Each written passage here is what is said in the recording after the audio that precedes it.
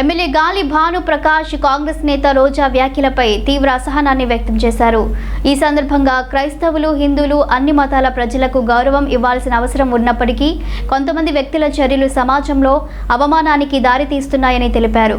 తిరుమల ప్రాంతంలో కొన్ని అసహ్యకర ఘటనలు, బీర్ బాటిల్ వంటి అపచారాల ప్రసారం, ఆచరణలో సృష్టించబడిన కల్పిత కథనాలు స్థానిక ప్రజల్లో కలతను పెంచుతున్నాయని ఎమ్మెల్యే తెలిపారు. రోజా మాట్లాడదాం మనం చూసాం. ఆమె వాడిన భాష కానీ పదజాలం కానీ నిజంగా చెప్పాలంటే యావత్ ఆంధ్ర రాష్ట్రం కూడా అసహించుకునే పరిస్థితి కనపడతా ఉంది. మొత్తం ఆంధ్ర రాష్ట్రం, యావత్ ఆంధ్ర రాష్ట్రం అన్ని జిల్లాల్లో ఇక్కడ అక్కడని కాకుండా మొత్తం చేత్కరించుకొని 11 సీట్లకు పరిమితం చేస్తే కూడా ఇంకా కూడా బుద్ధి రాకుండా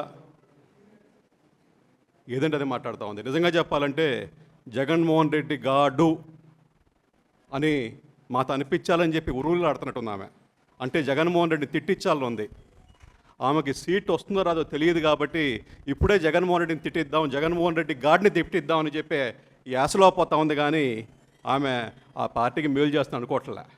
ఎక్కడన్నా కూడా ప్రజా సమస్యల మీద పోరాడతారు, ప్రజల కోసం పోరాడతారు. కానీ వీళ్ళంతా కూడా సబ్జెక్ట్ లేదు, ఈ కూటమి పాలన బ్రహ్మాండంగా ఉంది, ఎక్కడ పోయినా కూడా వాళ్ళకి జనాదరణ ఉంది, దానికని చెప్పేసి డైవర్షన్ టాక్టిక్స్ చేద్దాం, ఉన్నది లేనట్టుగా గోబల్స్ ప్రచారం చేద్దాం, లేని సమస్యలు సృష్టిద్దాం.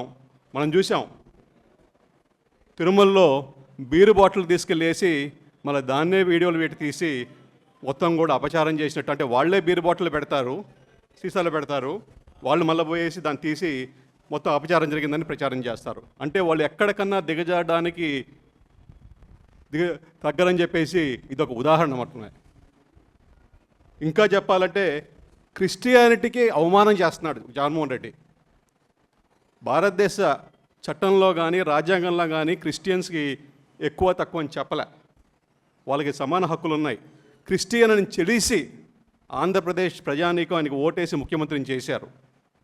అయినా కూడా ఇవాళ ఆయన క్రిస్టియన్ కాదు, నేను హిందువుని అని చెప్పుకుంటున్నాడు. అంటే ఇంటి మీద సెలవేసుకుంటావు, సమాధుల మీద సెలవేసుకుంటావు, చేసేవన్నీ అపచారాలు. అంటే ప్రజలు గుడ్డోళ్ళు, ఏమి చూడరు, నేనేం చేసినా చెల్లుబాటు అవుతుంది, ఏ అబద్ధాలు చెప్పినా 10 సార్లు గట్టిగా చెప్తే అదే నిజాలు అవుతాయి అని చెప్పే ధోరణి అవలంబిస్తూ ఉన్నారు.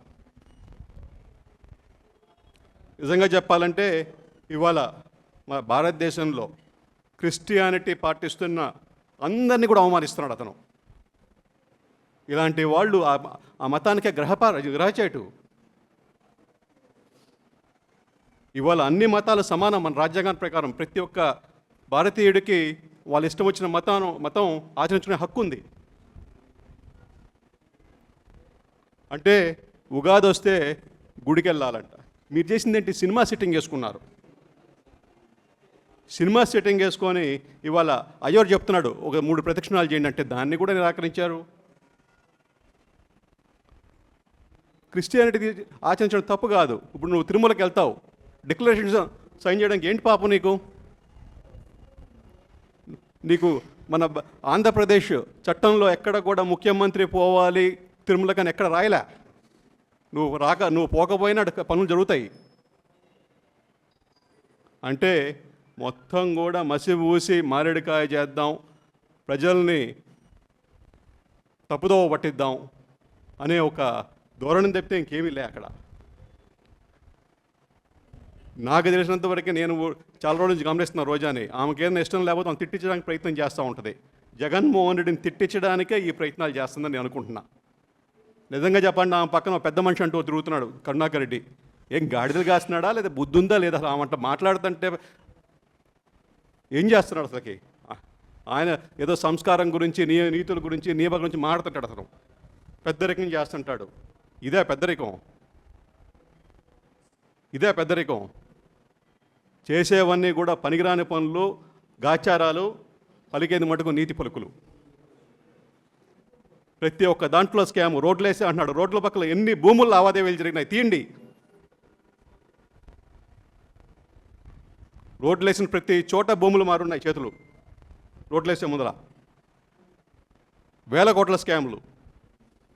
ఇవాళ అవన్నీ చూసే ప్రజలు అన్నారు ఇలాంటి వాళ్ళని పెట్టుకుంటే మనం రోడ్డును పడతామని చెప్పేసి ఉద్దేశంతోనే ఇవాళ వాళ్ళ యావత్ పార్టీని అంతా కూడా చిత్కరించుకొని ఇవాళ 124 సీట్లతో కూటమి ప్రభుత్వాన్ని అధికారంలో పెట్టారు.